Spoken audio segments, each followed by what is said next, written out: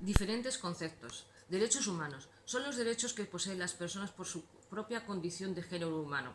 Derechos fundamentales. Se establece una conexión directa entre los derechos consagrados en la Constitución y la necesidad de un respeto como exigencia a la dignidad humana. En España, estos derechos fundamentales se encuentran reconocidos en nuestra Constitución desde el artículo 14 al artículo 29 y el artículo 32 de la Constitución española. Derechos constitucionales. Está conformado por un conjunto de preceptos que reconocen los derechos de las personas y grupos contenidos en la Constitución de un Estado, como pueden ser derechos políticos, derechos económicos, etc. Y por último, derechos del hombre, derechos válidos para todos los pueblos y todos los tiempos, hunde sus raíces en la naturaleza humana y de ahí su carácter inviolable. Definición del jus ad bellum y del jus in bello. El jus ad bellum es el derecho a entrar en guerra. Se refiere a las condiciones bajo las cuales los estados pueden recurrir al uso de la fuerza. Es una forma de llamar el derecho internacional que va a regular el uso de la fuerza por parte de los estados. Este uso de la fuerza puede ser legal o no.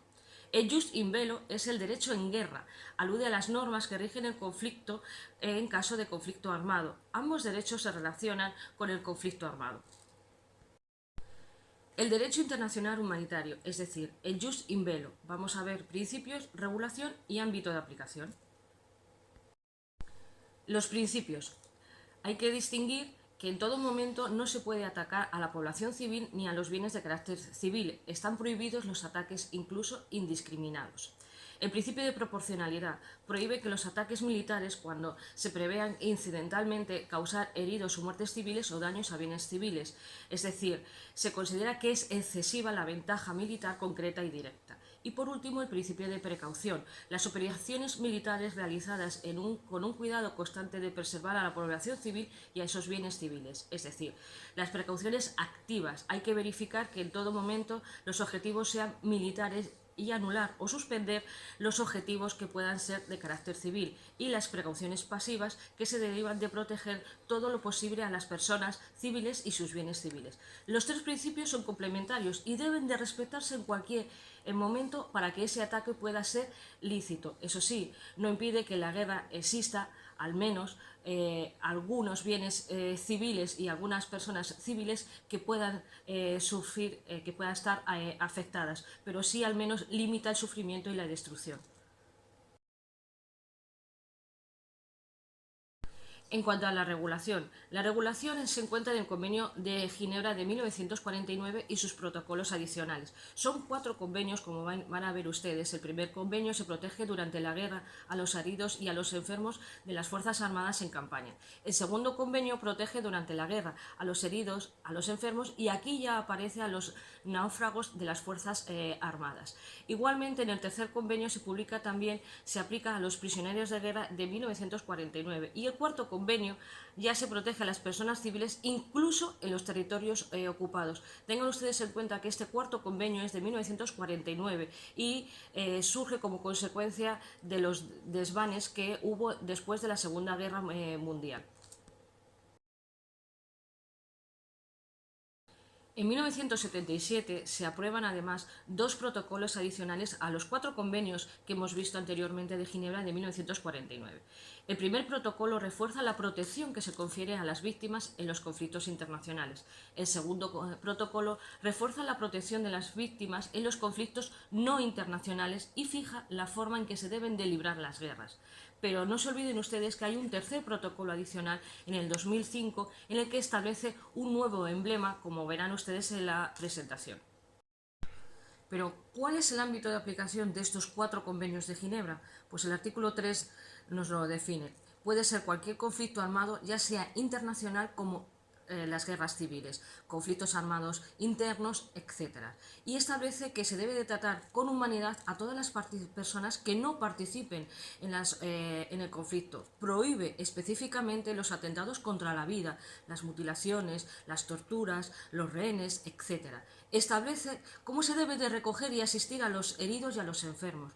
Concede al Comité Internacional de la Cruz Roja el derecho a ofrecer los servicios a las diferentes partes en conflicto e insta a las partes en conflicto a poner en vigor, mediante acuerdos especiales, totales o parciales, los convenios de Ginebra. Y por último, reconoce la aplicación de esas normas que no afectan al estatuto jurídico de las partes en conflicto.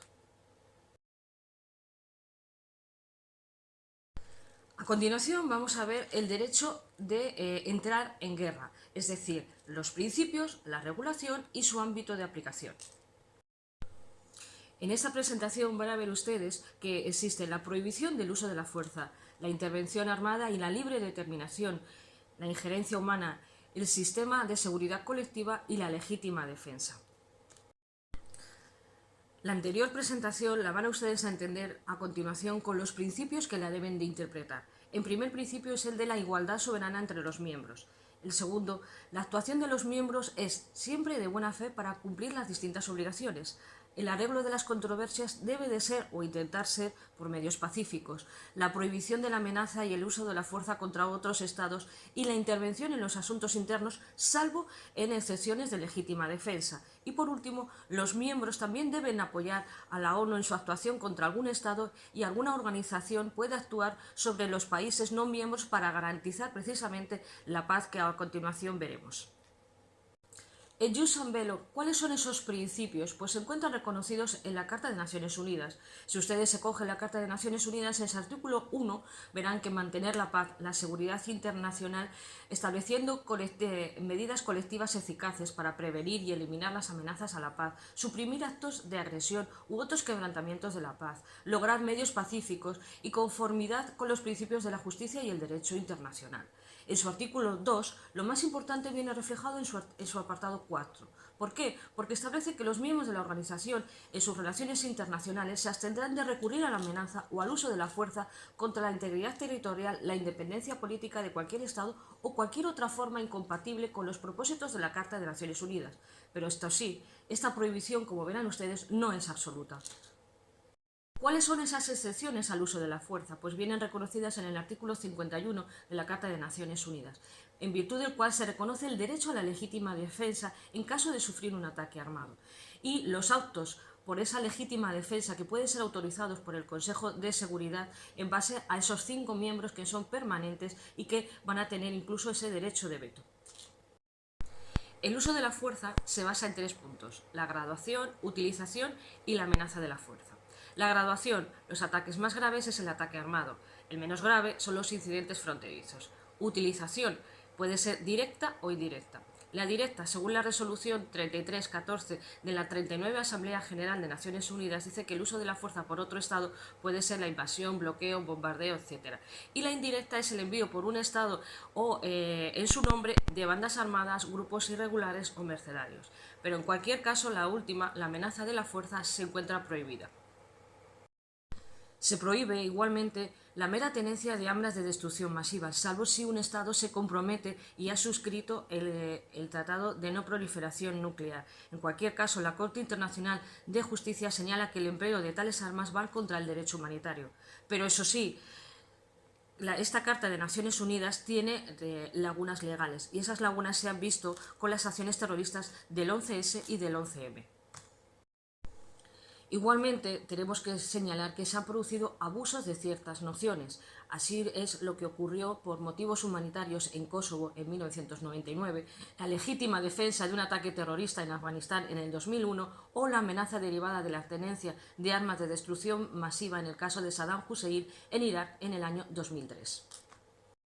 Y por último, nos queda por ver cuál es el ámbito de aplicación. Se aplica a todas las partes de un conflicto armado, con independencia de los motivos para combatir, de quienes sean considerados habilitados para el uso de la fuerza, de su legalidad o no de la misma. Es un principio que firmaron 50 países, pero que en la actualidad lo tienen suscrito 193 países y tiene 2 enmiendas. Así, vamos a ver el derecho internacional humanitario, el derecho internacional de los derechos humanos y el derecho penal internacional. El derecho internacional humanitario y el derecho internacional de los derechos humanos, los dos intentan proteger la vida y la dignidad de las personas, pero el derecho internacional humanitario solo se aplica a conflictos armados y es vinculante para todas las partes de un conflicto armado, ya sean estados o no. Y las obligaciones de este derecho no pueden suspenderse, dado que se conciben para una situación extrema como es el conflicto armado. El derecho internacional de los derechos humanos rige en toda circunstancia, pero, es decir, rige tanto en conflictos armados como en tiempos de paz. Es vinculante para los Estados en un principio y excepcionalmente se puede suspender en determinados derechos en caso de una emergencia pública, como puede ser que amenace la vida de una nación. La regulación se va a encontrar en la Declaración Universal de Derechos Humanos de 1948, en el Pacto Internacional de Derechos Económicos, Sociales y Culturales de 1966 y también en el Pacto Internacional de Derechos Civiles y Políticos. Tanto la Declaración Universal de Derechos Humanos como los dos pactos del año 66 son conocidos como la Carta Internacional de Derechos Humanos. Y de esto se reconoce el derecho a la igualdad, a la prohibición de discriminación, prohibición de la esclavitud, de la tortura, la igualdad ante la ley, el derecho a la educación, etcétera. Como verán ustedes, hay infinidad de derechos que este documento jurídico reconoce.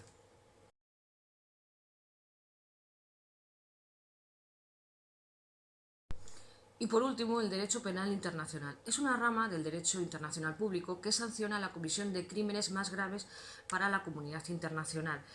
Va a generar una responsabilidad penal directa a los individuos con independencia de que la voluntad haya sido adoptada por los Estados respecto de la tipificación y la sanción de dichas conductas. Los crímenes que tradicionalmente se entienden forman parte de una rama del derecho, como son el genocidio, los crímenes lesa humanidad, los crímenes de guerra o los crímenes de agresión o contra la paz. Para poder afirmar que la comisión de cualquiera de estos crímenes genera una responsabilidad penal conforme a este derecho internacional, es imprescindible comprobar que las normas que lo sancionan hayan adquirido el carácter de normas imperativas del jus cogens. En este caso, por ejemplo, el Tribunal Internacional de la antigua Yugoslavia ha reconocido la naturaleza del jus cogens como norma imperativa y ha sancionado los crímenes de tortura, genocidio y crímenes como contra la humanidad. En la actualidad, no existe ningún tribunal penal internacional con jurisdicción obligatoria y universal para todos los individuos. La Corte Penal Internacional, en funcionamiento desde el 1 de julio del 2002, ejerce su jurisdicción de manera limitada y complementaria a los tribunales penales internos de los Estados, que son parte del Estatuto de la Corte Penal Internacional. En suma, verán ustedes que a pesar de predicar la naturaleza imperativa de las normas que sancionan el genocidio, los crímenes contra la humanidad, los crímenes de guerra, en principio y el enjuiciamiento de estos responsables requieren un acto de adhesión estatal para que la Corte Penal Internacional pueda ejercer su propia jurisdicción.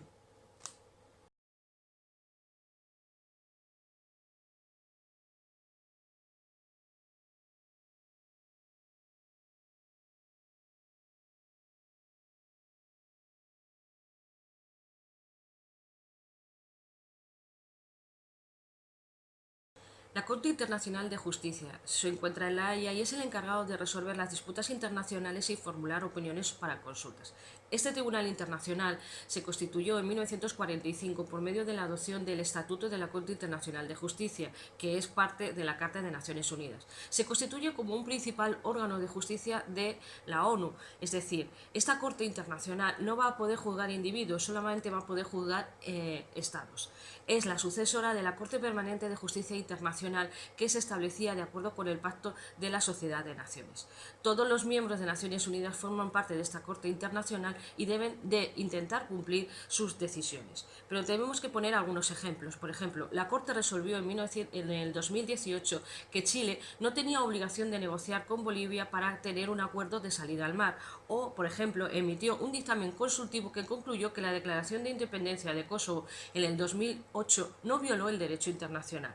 En cualquier caso, la Corte Internacional de Justicia es un órgano encargado de hacer efectivas resoluciones pacíficas de controversias, que es el objetivo principal de Naciones Unidas, como ya hemos dicho anteriormente, pero no tiene forma de hacer cumplir las sentencias. Corte Penal Internacional. Está creada en 1998 y también la sede se encuentra en La Haya. Se creó por el Estatuto de Roma, que establece esta Corte Penal Internacional, junto con otros tribunales internacionales que ya existen. En el 2002 es el órgano judicial independiente que se va a crear, investigar y juzgar individuos, aquellos que vayan a cometer genocidios, crímenes de lesa humanidad o crímenes de guerra. Su misión es perseguir y juzgar esos genocidios, esos crímenes de guerra o esos crímenes de lesa humanidad. No va a juzgar estados, sino solamente individuos. Pero la principal curiosidad de este tribunal es que tiene jurisdicción universal, al contrario de la Corte Internacional de Justicia que hemos visto anteriormente, pero no todos los estados miembros de la ONU le va a reconocer competencia, incluso se resisten a esa competencia. Vamos a poner un ejemplo. Filipinas se retiró de la Corte en el 2019 debido a las investigaciones que estaban haciendo por supuestos asesinatos cometidos en el marco de la lucha contra la droga por el presidente filipino Rodrigo Duterte, o en el 2023, hace poco más de un año, con la invasión de Ucrania, que establece una orden de detención frente al presidente ruso por esa invasión rusa en el territorio ucraniano.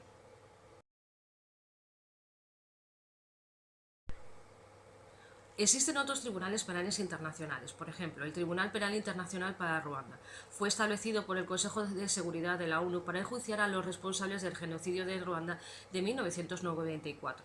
Desde su apertura en el 95 ha enjuiciado a 93 personas y se constituyó como el primer tribunal internacional en emitir veredictos en relación con el genocidio y reconocer la violación como un medio de perpetrar ese genocidio. Se cerró en el 2015. Tribunal Penal Internacional para la ex Yugoslavia. También es un tribunal de justicia de las Naciones Unidas, pero en este caso se ocupó de los crímenes de guerra perpetrados durante el conflicto de los Balcanes en la década de los 90. Durante su mandato, entre el año 1993 y 2017, este tribunal acusó a 161 personas, de las cuales 91 tuvieron sentencia. Por último, existen unos tribunales llamados híbridos. Son tribunales que se suelen crear mediante un tratado entre el Estado y Naciones Unidas, como sucedió con el Tribunal Especial para Sierra Leona, las Cámaras Extraordinarias para Camboya, o impuestos por el Consejo de Seguridad de Naciones Unidas por razones de seguridad y de paz, como ocurrió con las Cámaras Especiales de Timor Oriental, la Jurisdicción Mixta de Kosovo, de Líbano o en Bosnia. Muchísimas gracias. Si quieren realizar alguna consulta, tienen mi correo electrónico donde podrán plantearme cualquier duda o cualquier cuestión al respecto.